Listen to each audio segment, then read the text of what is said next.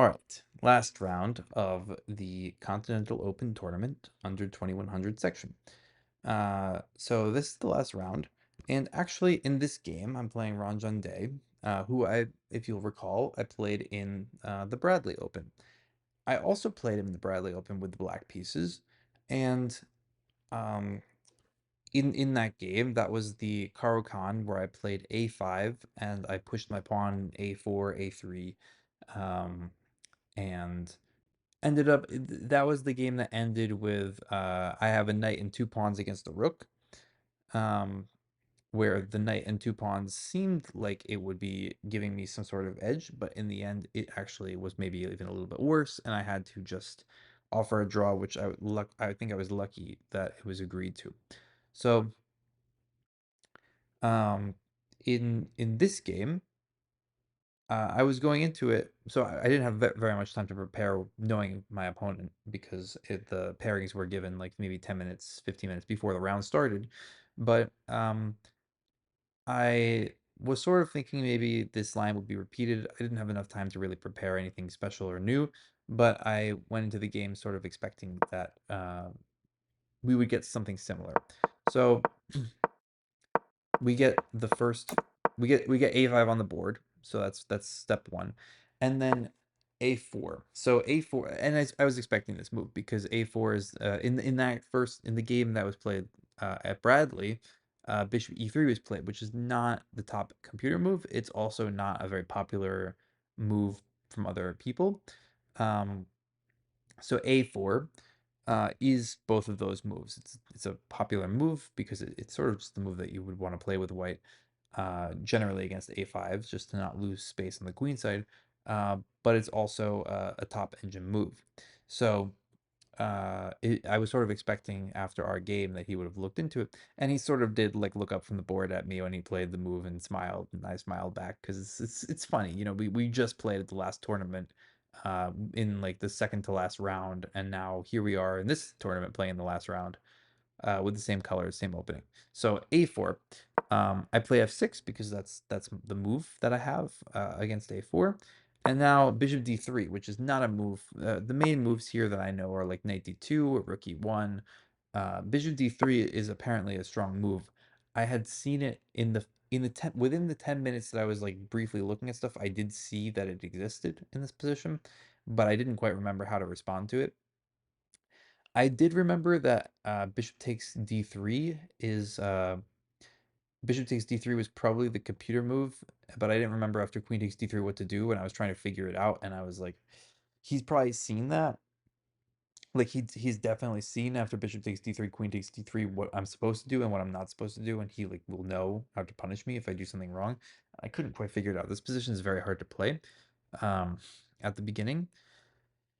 Especially without ever really looking at this line with bishop d3. So, uh, in the end, I decide that I should play a move that is not what the engine says, which is, very dubious decision. I play knight e7. So knight e7, and I was thinking, okay, if e takes f, I'll play knight takes, and if rook e1 there, I'll play queen d7, and hopefully everything should stick together. And if bishop takes f5, I'll play e takes f5. So that was sort of my hope. And then he plays rook e1, which in the game, both of us. So we after this game we talked about it. We went outside of the playing hall, posted the result and whatever, and we did talk about like what we thought about this opening. Um, he Both of us thought that rook e1 in this position was the right thing to do. But then what happens? I take, right? So he has the options of taking with the knight or the pawn. He takes with the knight. I take with the knight. And now he thinks for a very long time, and he takes on f5. I don't think it really matters what he does here. It is a little bit different, but it sort of felt like both moves were equal in strength. Um, he takes on f5. I play knight takes f5, rook takes, and what's extremely interesting to me is I played queen f6 in this position when he played rook takes e5. I was thinking that white is slightly better. I was thinking that, I thought white was slightly better after rook e1. All of the moves that have occurred were relatively logical. I was thinking white was still slightly better. I played queen f6, and as soon as I let go of the queen, I realize that I'm borderline winning.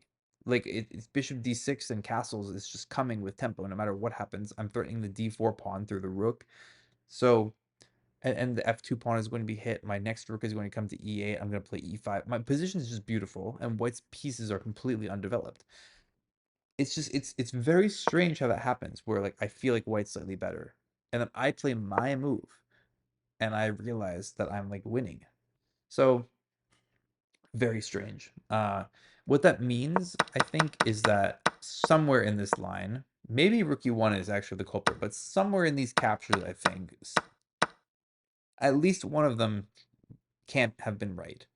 Um, Basically, what has happened, if you look at this position, right? White has an active rook, an active knight, an active bishop, and within a few moves, the two minor pieces that were active are now off the board, and it's much easier for my knight on f5 is very good. My queen is now active. My bishop and rooks, everything's going to become active in like two moves, and it's all coming with tempo. So I'm very curious to look at this one with the engine. C3 is sort of the move I was anticipating. I was thinking he might try to play queen e2, and what I was actually going to do, if queen e2 happened, is I was going to play king d7 because yes, I see that knight takes d4 is a move, but he spent in this position probably a half hour before playing c3, just trying to figure out what to do that wasn't like completely lost immediately.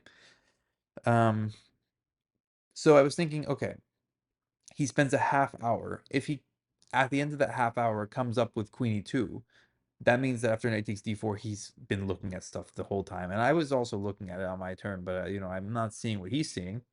So I was thinking, okay, after queen e2, after a half hour think, if I just immediately respond with king d7, he's going to be really tilted by that, right? Because he just spent half hour investing it probably all into knight takes d4, and now I'm going to play just some other move that's probably roughly equal in strength. I'm still going to play bishop d6. Now his rook might get trapped on e5. Like it's now he has to think about all that stuff, which probably king d7 was sort of like an afterthought in a lot of the lines he was looking at. He's probably mostly looking at knight takes d4 if he plays queen 2. In the end, he just plays c3 though, which is sort of what I was anticipating. But now I immediately play bishop d6 because of course I'm playing bishop d6. The rook drops back and I immediately castle.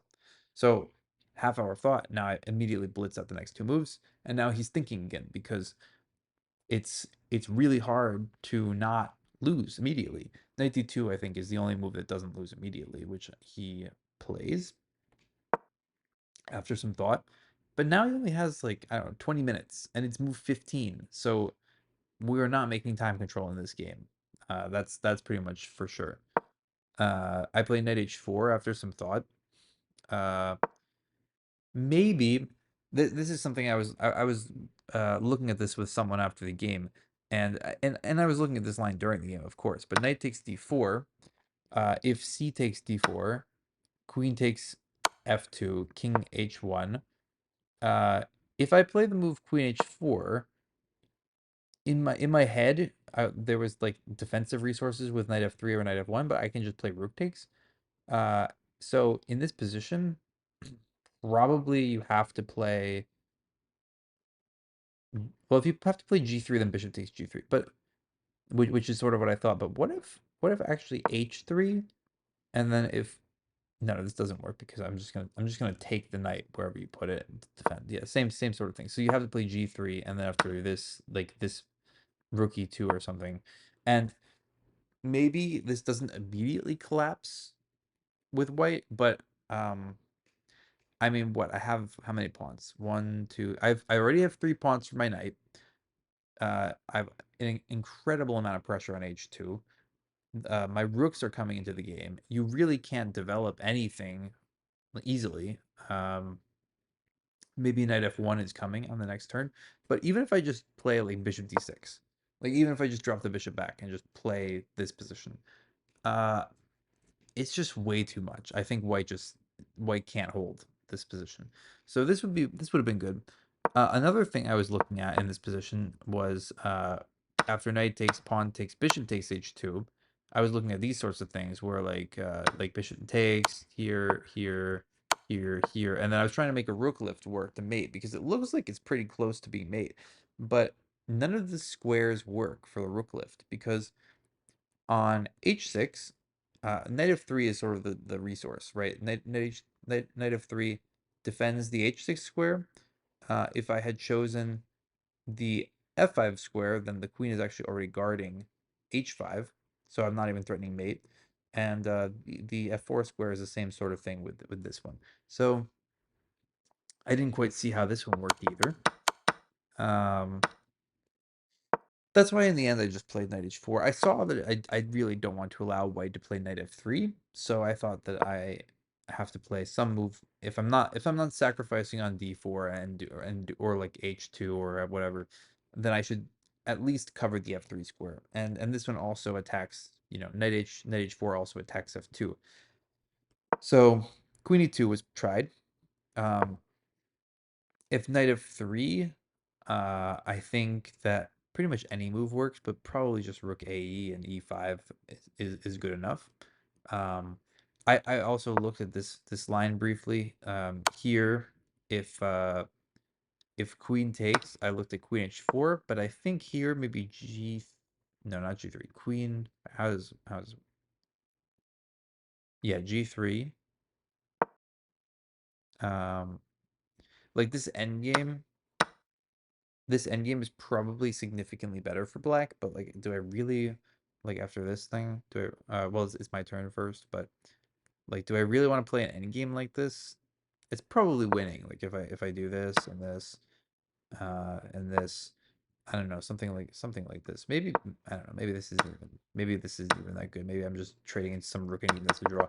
But I don't have to play e5 right away. I can start with like rook a and then play e5. Um, the end game is better for black, but like I don't really want that.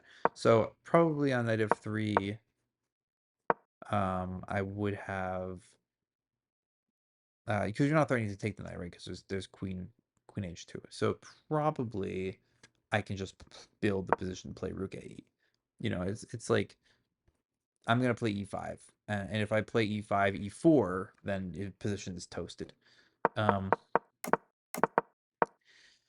so in the game, though, queen e2, I just play rook ae, and I miss actually my opponent's resource here. Basically, there's g3 f4. I missed f4. I saw g3. I thought I'd just draw back, and now now it's even harder for you to play knight f3 because the pawn is no longer guarding the square. So now this pawn is permanently weak, but it's not permanently weak because it can go to f4. And I'm sort of lucky that I have what I have here because um, if I don't have, so I play bishop takes f4, sacrifice of a piece.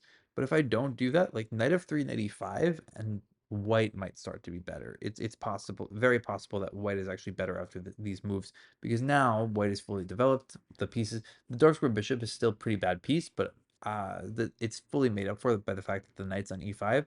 And if I ever take the knight on e5, then the dark square bishop is actually pretty good. You can take with the f pawn. You can trade off all the rooks there. I mean, yeah, it depends. It depends. It definitely depends because if I take with the bishop and then you're left with the dark square bishop against my knight, it's possible we get like a good and all the rooks come off. It's possible we get like a good knight versus bad bishop. Um, but I don't know. This is my position. I felt was like borderline winning, if not just winning earlier, and now it's like if I end up having that sort of thing, like that's not what I should have gotten. I should have gotten much better than that. So I played bishop takes f4, sort of an intuitive sacrifice. I saw a lot of lines. I mean, well, not a lot of lines. I saw like after takes, knight takes. There's not many places for the queen to go. I saw that f2 is the knight h3 fork. The what happened in the game, which was on g4 is knight h3 and then queen f2. That's the game continuation. Queen g4 was tried, and after knight h3, I'm going to play queen f2. winning the rook, because if you go king h1 right now, there's knight f2 fork, so you have to take it, and then I win the rook, and my opponent just resigned right here. Um, but I was thinking that queen e3 was the most resilient move. This sort of felt like the move that should have been tried. And actually, when I was looking at it before sacrificing the bishop, I actually missed that on queen g6. I thought that you had to move the king here. There's actually queen g3, and I don't really know what I have here. So probably I would not do that. Probably I would try something like queen h4, um, or mm, maybe e5. I would be able to play. Because yeah, because e5 is one of those things that if you like, I was looking at it, but like if the takes, now you have to take, and now I have queen g6. So this is going to be very good for me. I mean, already if you go, yeah, I'm threatening mates, right? Mates on g2. And then if you try going to f2, which is the only square that's not mate, now there's at least a fork, and probably there might even be just mate. I'm not sure. I don't know. I didn't look too hard at it, but what that means is that you can't take. If you take, then this move already wins, because if you can't take the rook, uh, I'm threatening the rook over here, so you have to defend the rook. But queen f2 blunders to knight h3, so that means here you can't take, and if you can't take here, then e5 is a very good move, right? So that the queen e3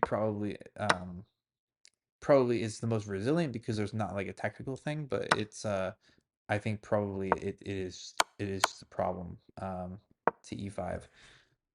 And also, like, you can sort of make this positional, you can make this piece sacrifice intuitively, because it is just one piece. I have already two pawns for it, and the king is wide open, and my pieces are way more active. So even if you don't immediately see, like, this is how I'm going to win the game by sacrificing the piece, it's like I shouldn't really be at risk here, I don't think. Especially with this, like, the bishop is undeveloped, the rook is way over here in the corner. I should be able to come up with some sort of threat that's good enough to at least win something. That's how I was looking at it when I played it. And it of course paid off in the game, because I won in two moves after playing the sacrifice. So that was this game. It was very quick. We can now take a look at the machine. I'm very curious about this. Um, So a5, a4. Now, how bad is, after bishop d3, how bad is the move knight e7? It's possible it's just losing. It's really bad, but only after one move. So yeah, after the game, we did determine that e takes f6 was the correct continuation for the game. And we were saying that because after this here, rook e1 now, and now I don't have like this taking thing, like the pawn is sort of stuck here. So I was looking at queen d7, but then so there's knight e5. This line doesn't make any sense. And so then I might have to play something like queen c8, but then just simply like anything, like any move. White's position is just really good, because I can never really take on d3, because my e pawn becomes so weak. There's knight g5. There's there's the bishop that can come to f4. My position is just terrible. I can't ever move the knight because the bishop will hang. So yeah, don't want this. I was very lucky that he didn't do that. Instead, the move rook e1, which we both thought felt right, but it just is a miss. I mean, now I just take. And after knight takes, he thinks for a while and plays a move that's not so good. Bishop takes f5 is not very good, actually. Rook takes, yeah, so rook takes e5. We were looking at, I was looking at knight g6. I wasn't totally sure if the exchange sacrifices weren't like bad for him. Um, but I think if he had played rook takes e5, I would have looked much more seriously at them, and I probably would have realized that I could just play knight g6. There were other moves that I was thinking about here, like queen d7, whatever. But yeah, knight g6 seems very reasonable. Uh, none of the exchange sacrifices are really anything serious, is what we determined after the game when we were looking at it together. Um, Bishop takes f5 though is bad, because now knight takes f5. And now after rook takes f5, I realized, yeah, so I thought I was still a little bit worse, but after queen f6, I realized my position is borderline winning. It's sort of incredible how quickly that happens. c3 is the best move. Bishop d6 and castles. Yeah, maybe he should have gone to e2 with the rook, just to make it so that the f pawn is at least defended. It's hard to say though. Yeah, knight d2 I thought was the best try actually, but it isn't. Um, Knight d2 because I have knight e3. I looked at knight e3. I thought knight e3 he could just take it. How is this? How is this happening? Queen takes f2, king h1. Oh, queen takes e3. I'm so. Oh my god. And what happens if this? Now bishop takes h2. Either one. Here, here, and here. Yeah. No, this would have been lights out immediately. Knight e3 is a very easy win.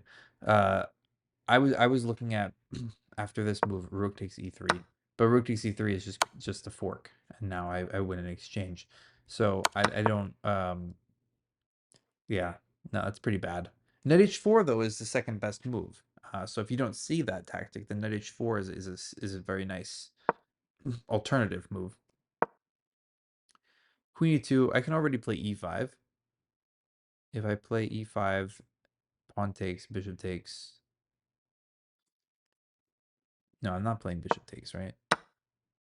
Queen Queen g6. Why did I need to play e5 to play queen g6? If queen g6, f3, rook ae. Okay, but why couldn't I have just played queen g6 here? Oh, queen takes e6 check, right? Of course, that's why I didn't play. Yeah, okay, so e5 is very strong here. Rook ae is the second best move here as well.